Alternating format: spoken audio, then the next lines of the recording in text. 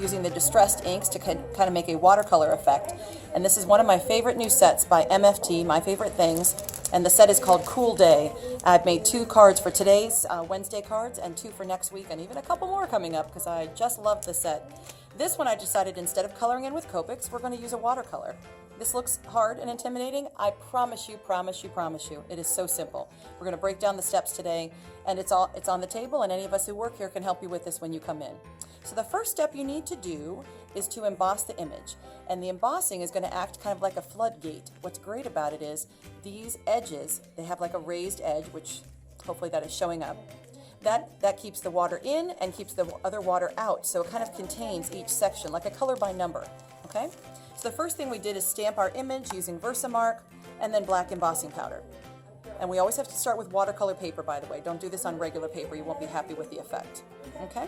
I've loaded up this clear palette with 5 different colors of purple, and I have a little cheat sheet that is on the table here with our Wednesday card to kind of remind you what color goes where. Couldn't be simpler.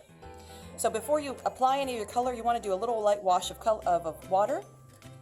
Just a very light. So just very lightly, we're just going to kind of water that down a little bit. And we're going to do the sweater, which over here says milled lavender. So that's this one here. And the way this works is you just dip your brush and then you apply ink. Just so simple, just keep going. This is a very light color, so I hope this is showing up on the camera. I'm just going to keep adding layers. And again, like I said before, this keeps water, it keeps the color in and keeps the other color out. So we're just going to apply that color. There we go. We're going to go all the way down the sweater. If it gets too dry, we're going to add a little bit more water. Okay.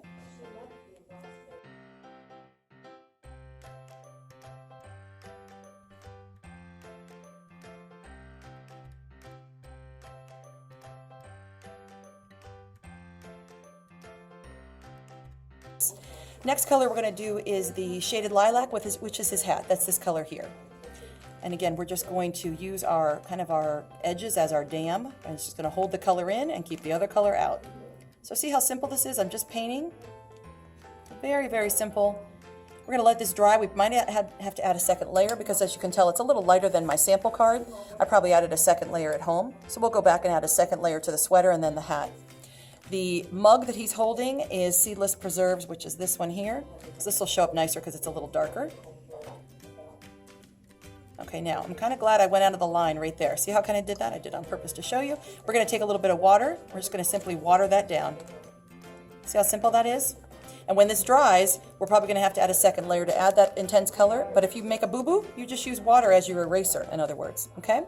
So then I'm going to add the gray to the bear, but I'm going to show you the outside because that's kind of the trickier part. We're going to start again with a little bit of light water. Just a little bit of water around there. Make sure we don't have a dry surface to start with.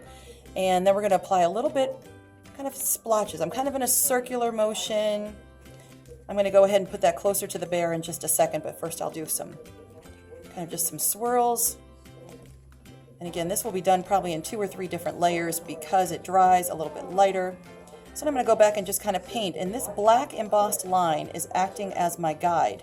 So believe me, I am not a great colorer, but this is keeping the water in and the other water out. So I'm able to kind of get close up to the bear without going in the line because I don't want my purple to go in. And we're just going to go all the way around. Okay, so I would do that all the way around. Then we want to go and apply kind of some more splotches. So I'm going to load up my brush here, and I kind of do like a tapping motion. So let's just do some splotches here and there. In between these coats, I can either heat dry it with the heat gun or just let it air dry. It'll take like 5 minutes or so. Okay. So I like a lot of purple, so I'd probably go around and do this 2-3 times. See how the splotches are starting to develop? Okay, let me get a little bit more ink. Now the coolest part about these watercolors is they react with water, of course. So if this was at an effect that I liked, I would simply load up my water brush with water, and I'm just going to tap and get my water to kind of come off my water brush. Hopefully it will. All right, there. Now when that dries, I will heat set this to show you what that looks like. Water reacts beautifully with what I've just put. So that's how you get these kind of watery mottled effects. And you can go back and add other layers on top of this, but it is just such a simple technique. I love it. I think it's kind of artsy and fun, and it's very free. There's no right or wrong. So let me heat set this, and I'll come back. We'll add a second layer, okay? Okay, so I've kind of heat set that a little bit, and you can see I'm building all these great layers. I want to add a few more splotches, so I'm going to load up my brush and then put it in the purple, and I'm going to kind of just drop that because I really wanted you to see the effect of the water. It's just the coolest thing. You just keep playing until you're happy with the results. Very simple. And I'm sorry. And then the bear is going to be colored in gray, and right now I actually didn't have any gray on me, so I'm going to use a black that I've kind of watered down. And again, we're going to spread that color around. And see how the black embossed edge is kind of keeping my paint in, with my watercolor in. Do his little paws, and then come up here. I think you're really going to love this technique. It's kind of relaxing. Like I said, there's no right or wrong. You'll know when you're done, when you feel like the color's deep enough for you. And this will dry a little bit lighter, so we just did our gray.